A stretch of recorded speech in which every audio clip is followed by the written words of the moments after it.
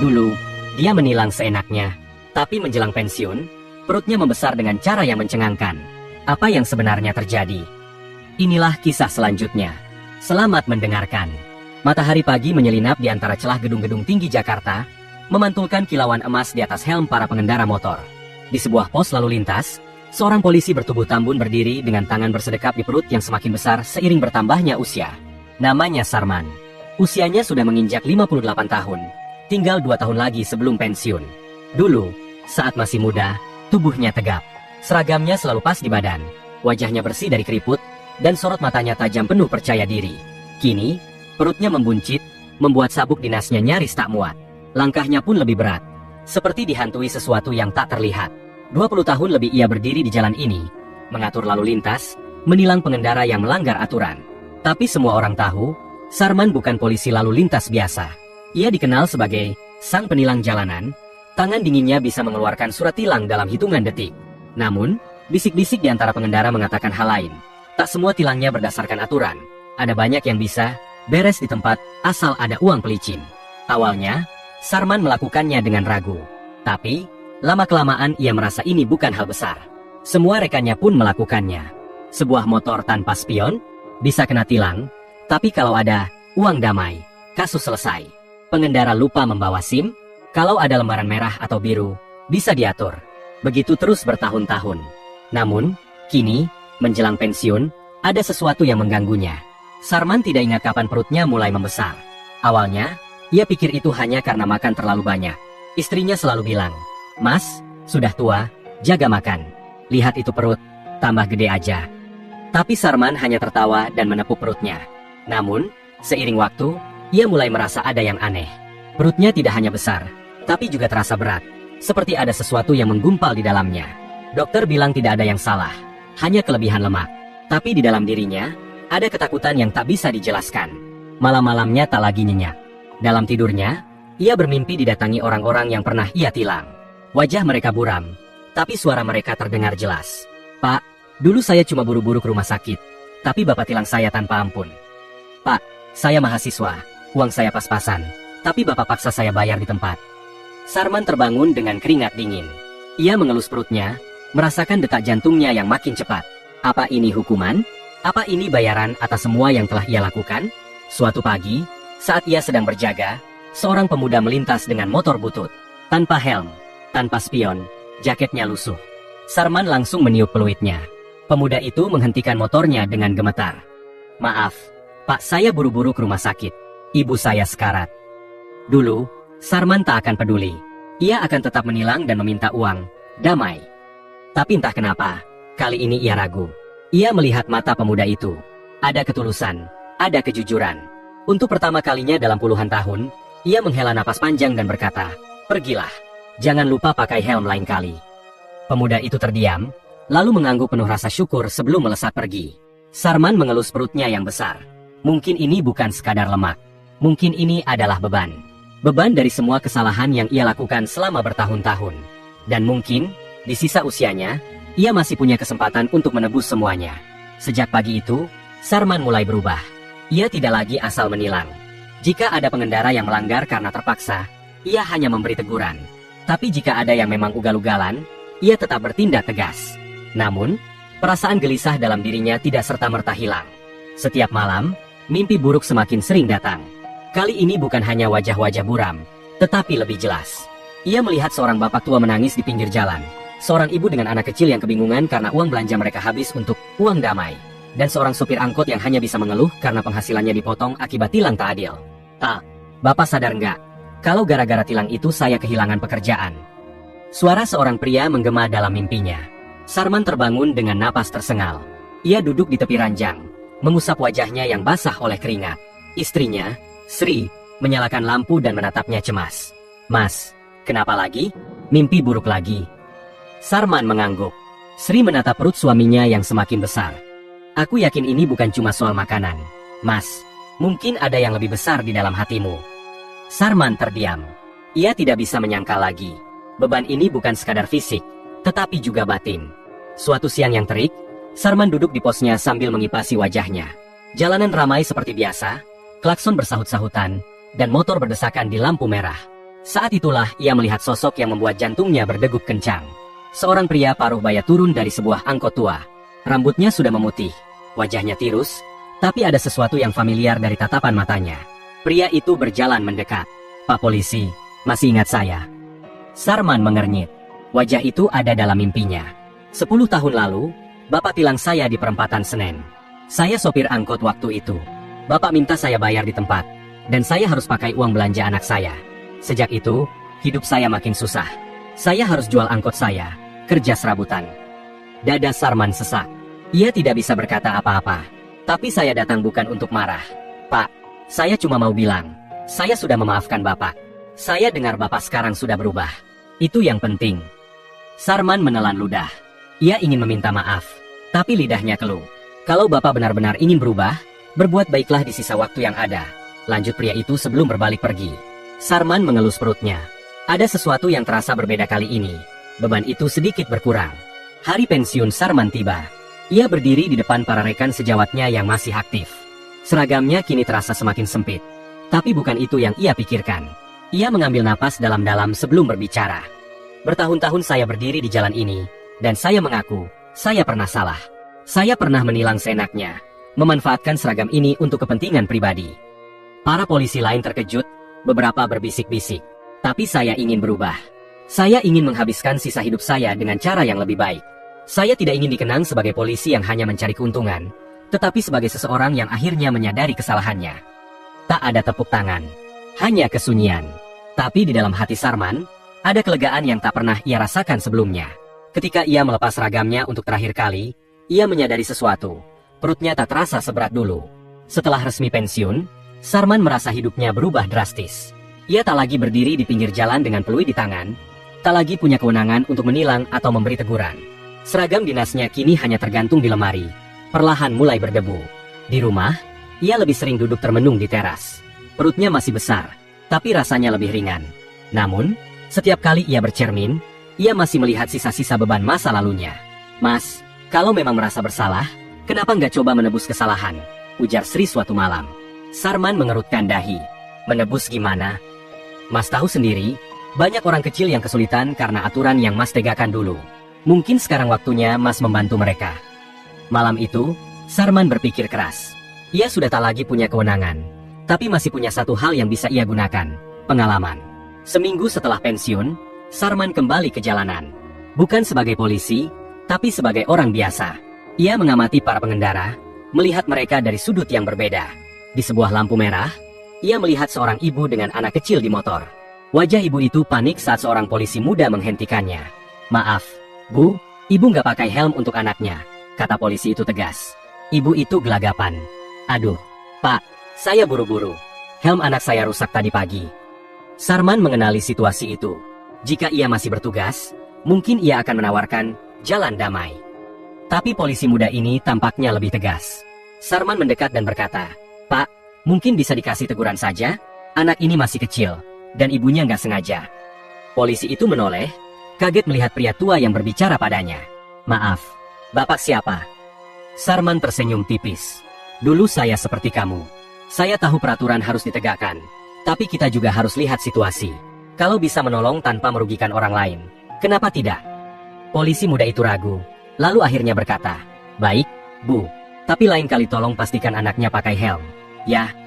Ibu itu mengangguk berulang kali, lalu pergi dengan wajah lega. Sarman tersenyum.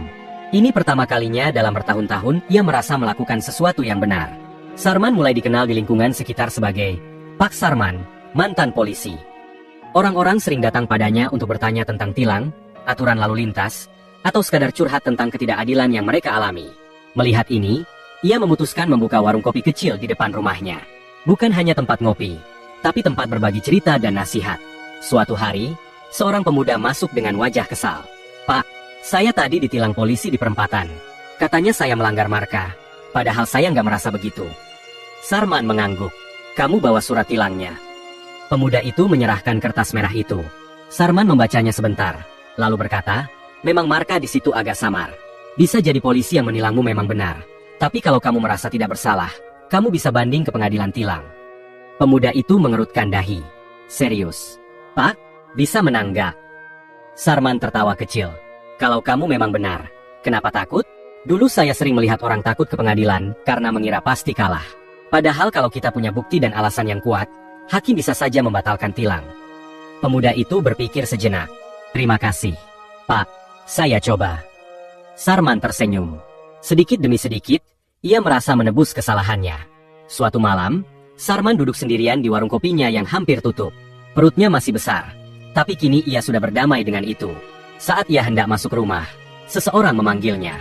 Pak Sarman. Ia menoleh. Seorang pria parubaya berdiri di depan gerbangnya. Orang yang dulu ia temui di jalan, sopir angkot yang pernah ia rugikan. Pak, saya cuma mau bilang terima kasih. Saya dengar Bapak sekarang bantu orang-orang, bukan lagi menilang seenaknya. Sarman mengangguk pelan. Saya masih nyetir, Pak, tapi sekarang buat mobil pribadi. Hidup saya lebih baik. Dan saya harap Bapak juga merasa lebih baik sekarang. Sarman tersenyum. Kali ini lebih tulus daripada yang pernah ia lakukan dalam hidupnya. Hari-hari Sarman berjalan lebih tenang. Ia semakin menikmati perannya sebagai mantan polisi yang kini lebih banyak membantu orang. Namun, ada satu hal yang tak bisa ia abaikan. Perutnya yang masih terus membesar. Awalnya, ia mengira itu hanya akibat pola makan buruk selama bertahun-tahun. Tapi kini, rasa tidak nyaman semakin sering muncul. Ia mudah lelah, sering sesak napas, dan kadang merasa perutnya seperti penuh tekanan dari dalam. Suatu pagi, Sri melihatnya duduk di teras dengan wajah pucat. Mas, kita ke dokter, ya? Sarman awalnya menolak. Tapi setelah beberapa kali merasa nyeri di perut, ia akhirnya setuju. Di rumah sakit, dokter memeriksa perutnya dengan serius. Setelah beberapa tes dilakukan, dokter menatapnya dengan ekspresi yang sulit ditebak. Pak Sarman, saya harus jujur. Ada kemungkinan ini bukan sekadar perut membesar karena makanan atau lemak. Kita perlu pemeriksaan lebih lanjut. Sarman mengernyit. Maksudnya apa, Dok? Dokter menghela napas. Ada kemungkinan ada gangguan serius pada organ dalam Bapak. Bisa jadi ada cairan yang menumpuk atau ada pertumbuhan yang abnormal. Sri menahan napas, sementara Sarman terdiam. Untuk pertama kalinya, ia merasa bahwa beban di perutnya bukan sekadar beban moral, tetapi sesuatu yang nyata, sesuatu yang mungkin berbahaya. Iya, akhirnya saya merasa lebih baik. Beberapa hari kemudian, hasil pemeriksaan keluar. Dokter menjelaskan bahwa Sarman mengalami asites, kondisi di mana cairan menumpuk di rongga perut. Ini bisa disebabkan oleh beberapa hal, Pak, kata dokter. Salah satunya adalah masalah hati. Sarman mengingat kebiasaan buruknya dulu, makan sembarangan, sering stres, bahkan kadang minum jamu kuat tanpa tahu kandungannya. Tapi, dokter melanjutkan, saya juga tidak bisa menutup kemungkinan bahwa ini adalah penyakit yang lebih serius. Sri menggenggam tangan Sarman erat. Apa ada harapan, Dok? Dokter mengangguk. Kita akan coba dengan pengobatan dulu. Jika memungkinkan, operasi bisa jadi pilihan. Tapi yang lebih penting, Pak Sarman harus menjaga pola hidupnya. Sarman mengangguk pelan. Dulu, ia sering menilang orang dengan alasan demi keselamatan. Kini, tubuhnya sendiri yang memberinya tilang terakhir. Peringatan bahwa ia harus berubah. Setelah diagnosis itu, Sarman mulai hidup lebih sehat. Ia mengurangi makanan berminyak, rutin minum obat, dan mulai sering berjalan kaki. Tapi bukan hanya itu yang berubah. Ia semakin rajin membantu orang tanpa pamrih. Suatu hari, seorang pemuda datang ke warung kopinya. Pemuda itu mengenakan seragam polisi, tapi wajahnya tampak ragu-ragu. Pak Sarman, saya dengar dari senior-senior saya kalau Bapak dulu terkenal, yah, suka menilang. Sarman terkekeh. Kabar buruk memang cepat menyebar. Pemuda itu tersenyum tipis. Tapi saya juga dengar kalau Bapak berubah. Saya sendiri baru jadi polisi lalu lintas, dan saya takut salah langkah. Saya nggak mau seperti beberapa senior saya yang, yah, Bapak tahulah. Sarman menatap pemuda itu dalam-dalam. Ia melihat dirinya sendiri bertahun-tahun lalu. Penuh semangat, tapi juga rentan terhadap godaan. Dengar, Nak, kekuasaan itu berat. Begitu kita mulai menyalahgunakannya, kita akan sulit berhenti. Jangan ulangi kesalahan saya. Pemuda itu mengangguk mantap. Terima kasih, Pak. Saya akan ingat nasihat Bapak. Saat pemuda itu pergi, Sarman menarik napas panjang. Ia tahu waktunya tidak banyak. Tapi ia ingin memastikan bahwa warisan yang ia tinggalkan bukanlah kesalahan, melainkan perbaikan. Beberapa bulan berlalu, dan kondisi Sarman semakin menurun. Perutnya memang tak lagi bertambah besar, tapi tubuhnya semakin lemah. Ia tahu, waktunya sudah dekat. Suatu malam, ia memanggil Sri ke kamarnya. Sri, suaranya lemah, tapi matanya tetap tajam. Kalau aku pergi nanti, tolong teruskan warung kopi ini. Biar jadi tempat buat orang-orang yang butuh bantuan. Sri menahan air matanya. Mas, jangan bicara begitu. Sarman tersenyum. Aku sudah siap. Aku sudah menebus kesalahanku sebisaku. Mungkin tidak sempurna, tapi setidaknya aku mencoba. Malam itu, Sarman tertidur lebih nyenyak dari biasanya. Dan di pagi hari, saat matahari terbit dan cahaya pertama masuk ke jendela kamarnya, Sarman tak lagi bangun. Ia telah pergi, bukan sebagai polisi yang ditakuti, tapi sebagai seorang pria yang akhirnya menemukan ketenangan. Di hari pemakamannya, puluhan orang datang. Ada mantan sopir angkot yang dulu ia rugikan, pemuda polisi yang pernah ia beri nasihat, ibu-ibu yang ia bantu di jalanan, dan banyak orang lain yang mengenal perubahannya. Di depan makamnya, seorang pria parubaya, sopir angkot yang pernah memaafkannya, berdiri sambil berkata, "Pak Sarman mungkin dulu bukan orang sempurna. Tapi siapa sih yang sempurna? Yang penting, di akhir hidupnya, dia memilih jalan yang benar." Dan di warung kopi kecil di depan rumahnya, papan kayu yang digantung di dinding masih bertuliskan, "Di sini bukan cuma tempat ngopi, tapi juga tempat mencari jalan yang benar." Sejak kepergian Sarman, warung kopi kecilnya tetap berdiri. Sri, dengan mata yang masih menyimpan kenangan, kini mengelolanya seorang diri. Bukan sekadar tempat jualan kopi, tapi tempat bertukar cerita, berbagi pengalaman, dan meneruskan semangat almarhum suaminya. Setiap pagi, pelanggan lama datang, beberapa membawa bunga yang mereka letakkan di meja pojok, tempat favorit Sarman dulu. Ada yang sekadar mampir untuk mengenang, ada pula yang datang mencari nasihat, meski sumbernya sudah tiada. Suatu hari, seorang pemuda berseragam polisi datang. Ia duduk di meja paling depan, menyesap kopi hitamnya pelan. "Ibu Sri, saya ingin cerita," katanya. Sri menatapnya lembut. "Silakan, Nak." Pemuda itu menarik napas dalam. "Saya ingat nasihat Pak Sarman dulu. Saya pegang teguh itu, Bu. Tapi akhir-akhir ini saya melihat rekan-rekan saya mulai tergoda. Saya takut, Bu. Takut saya ikut terseret." Sri tersenyum, mengingat bagaimana suaminya dulu pernah berada di posisi yang sama. "Nak, suamiku dulu bilang kekuasaan itu godaan. Tapi kalau kau sudah sadar dari awal, itu tandanya kau masih punya hati. Jangan sampai kehilangan itu." Pemuda itu mengangguk, lalu berdiri. Sebelum pergi, ia merogoh sakunya dan meletakkan sesuatu di meja. Sebuah tanda kepolisian kecil. "Terima kasih, Bu. Saya akan terus ingat Pak Sarman." Saat pemuda itu pergi, Sri mengambil lencana kecil itu. Ia menggenggamnya erat, seolah merasakan kehadiran suaminya kembali. Malam itu, saat Sri hendak menutup warung, seorang pria tua berdiri di depan gerbang.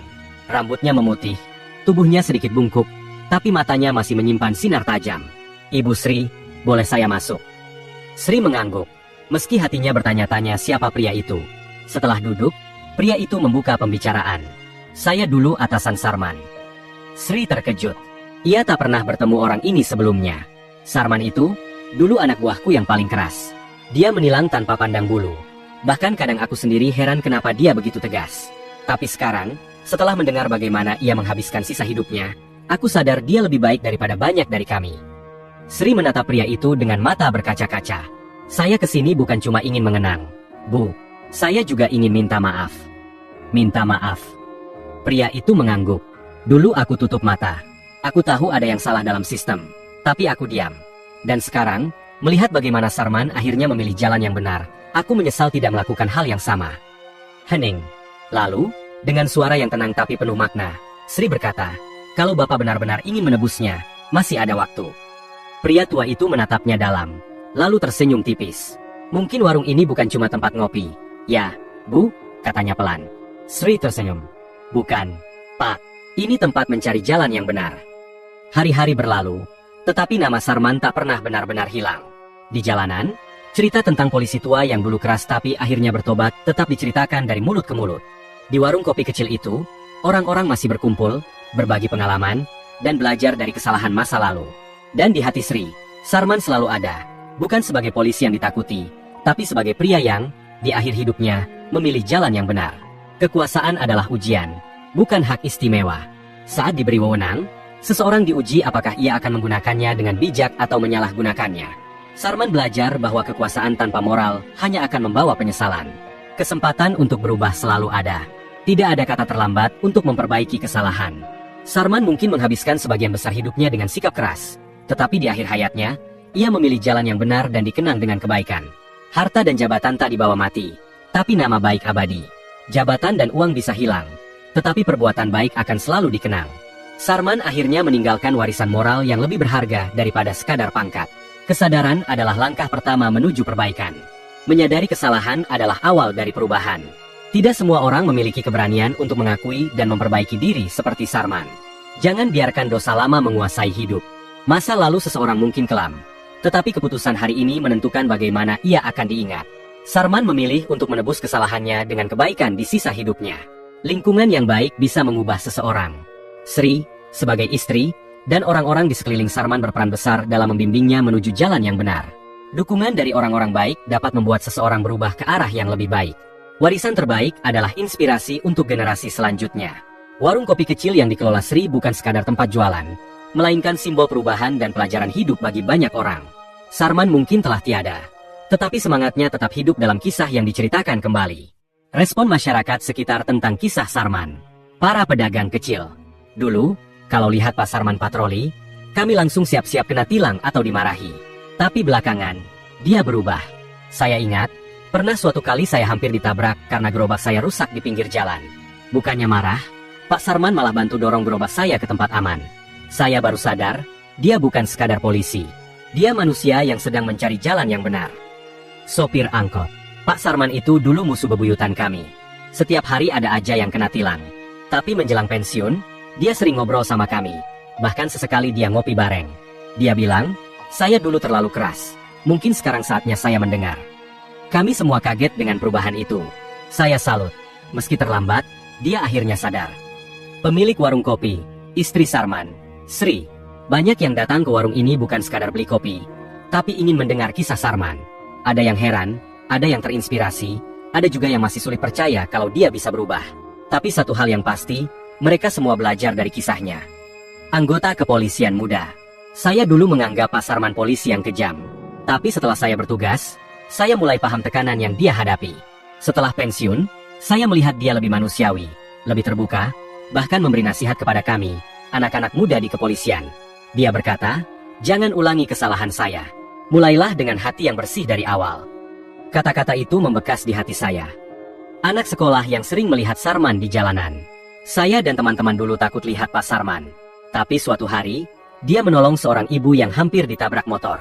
Dia peluk ibu itu, lalu mengantar ke seberang. Sejak saat itu, kami mulai melihatnya dengan cara berbeda. Mantan rekan kerja di kepolisian. Sarman itu polisi keras kepala, tapi dia juga punya hati. Saya tahu dia berjuang dengan dirinya sendiri di tahun-tahun terakhirnya. Dia berusaha menebus kesalahan yang dia buat. Tidak semua orang punya keberanian seperti itu. Saya hormat.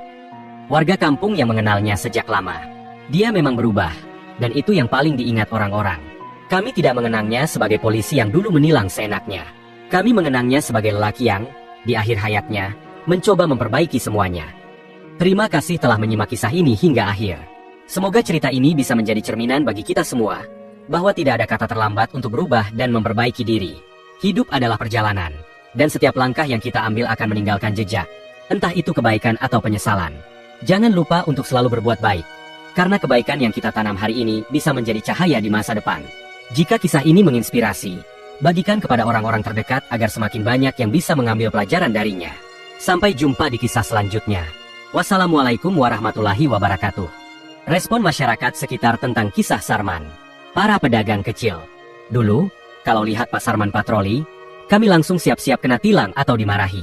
Tapi belakangan, dia berubah. Saya ingat, pernah suatu kali saya hampir ditabrak karena gerobak saya rusak di pinggir jalan. Bukannya marah, Pak Sarman malah bantu dorong gerobak saya ke tempat aman. Saya baru sadar, dia bukan sekadar polisi. Dia manusia yang sedang mencari jalan yang benar.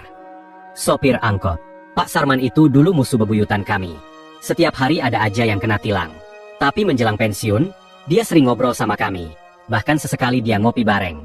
Dia bilang, saya dulu terlalu keras. Mungkin sekarang saatnya saya mendengar. Kami semua kaget dengan perubahan itu. Saya salut. Meski terlambat, dia akhirnya sadar. Pemilik warung kopi, istri Sarman, Sri. Banyak yang datang ke warung ini bukan sekadar beli kopi, tapi ingin mendengar kisah Sarman. Ada yang heran, ada yang terinspirasi, ada juga yang masih sulit percaya kalau dia bisa berubah. Tapi satu hal yang pasti, mereka semua belajar dari kisahnya. Anggota kepolisian muda. Saya dulu menganggap Pak Sarman polisi yang kejam. Tapi setelah saya bertugas, saya mulai paham tekanan yang dia hadapi. Setelah pensiun, saya melihat dia lebih manusiawi, lebih terbuka, bahkan memberi nasihat kepada kami, anak-anak muda di kepolisian. Dia berkata, jangan ulangi kesalahan saya. Mulailah dengan hati yang bersih dari awal. Kata-kata itu membekas di hati saya. Anak sekolah yang sering melihat Sarman di jalanan. Saya dan teman-teman dulu takut lihat Pak Sarman. Tapi suatu hari, dia menolong seorang ibu yang hampir ditabrak motor. Dia peluk ibu itu, lalu mengantar ke seberang. Sejak saat itu, kami mulai melihatnya dengan cara berbeda. Mantan rekan kerja di kepolisian. Sarman itu polisi keras kepala. Tapi dia juga punya hati. Saya tahu dia berjuang dengan dirinya sendiri di tahun-tahun terakhirnya. Dia berusaha menebus kesalahan yang dia buat. Tidak semua orang punya keberanian seperti itu. Saya hormat. Warga kampung yang mengenalnya sejak lama. Dia memang berubah. Dan itu yang paling diingat orang-orang. Kami tidak mengenangnya sebagai polisi yang dulu menilang seenaknya. Kami mengenangnya sebagai lelaki yang, di akhir hayatnya, mencoba memperbaiki semuanya. Terima kasih telah menyimak kisah ini hingga akhir. Semoga cerita ini bisa menjadi cerminan bagi kita semua, bahwa tidak ada kata terlambat untuk berubah dan memperbaiki diri. Hidup adalah perjalanan, dan setiap langkah yang kita ambil akan meninggalkan jejak, entah itu kebaikan atau penyesalan. Jangan lupa untuk selalu berbuat baik, karena kebaikan yang kita tanam hari ini bisa menjadi cahaya di masa depan. Jika kisah ini menginspirasi, bagikan kepada orang-orang terdekat agar semakin banyak yang bisa mengambil pelajaran darinya. Sampai jumpa di kisah selanjutnya. Wassalamualaikum warahmatullahi wabarakatuh.